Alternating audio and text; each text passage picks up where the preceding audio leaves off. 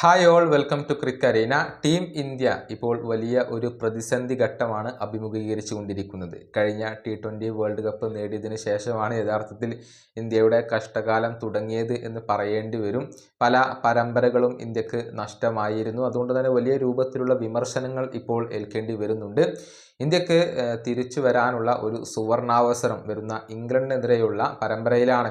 അതായത് 5 T20 മത്സരങ്ങളും 3 ഏകദിന മത്സരങ്ങളും ഇംഗ്ലണ്ടിനെതിരെ ഇന്ത്യ കളിക്കുന്നുണ്ട്. ആ പരമ്പര ഇന്ത്യക്ക് സ്വന്തമാക്കേണ്ടതുണ്ട്. അതിനുശേഷം ചാമ്പ്യൻസ് ട്രോഫിയും ഇന്ത്യയെ കാത്തിരിക്കുന്നുണ്ട്. ഏതായാലും ടീം ഇന്ത്യയുമായി ബന്ധപ്പെട്ടുകൊണ്ടുള്ള അപ്ഡേറ്റുകൾ ഇപ്പോൾ പ്രമുഖ മാധ്യമമായ റെവ് സ്പോർട്സ് നൽകിയിട്ടുണ്ട്. ആ അപ്ഡേറ്റുകൾ നമുക്ക് ഓരോന്നായി പരിശോധിക്കാം. ജസ്പ്രീത് ബുംറയ്ക്ക് ഇംഗ്ലണ്ട് സീരീസിൽ ഇന്ത്യ വിശ്രമം നൽകുകയാണ്.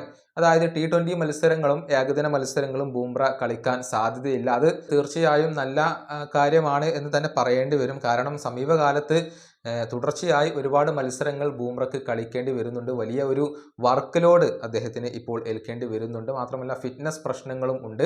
അതുകൊണ്ട് തന്നെ ഇംഗ്ലണ്ടിനെതിരെ അദ്ദേഹം വിശ്രമം എടുത്തുകൊണ്ട് ചാമ്പ്യൻസ് ട്രോഫിയിൽ പൂർവാധികം ശക്തിയോടുകൂടി പൂർവാധികം ഫിറ്റ്നസോടുകൂടി അദ്ദേഹം തിരിച്ചു വരും എന്ന് നമുക്ക് പ്രതീക്ഷിക്കാം. അതുപോലെ തന്നെ ഇംഗ്ലണ്ടിനെതിരെയുള്ള ഏകദിന പരമ്പരക്കും അതുപോലെ തന്നെ ചാമ്പ്യൻസ് ട്രോഫിക്കുമുള്ള ബാക്കപ്പ് ഓപ്പണർ ആയിക്കൊണ്ട് ജയ്സോൾ ടീമിൽ ഇടം നേടും എന്നാണ് ഇപ്പോൾ അറിയാൻ കഴിയുന്നത്.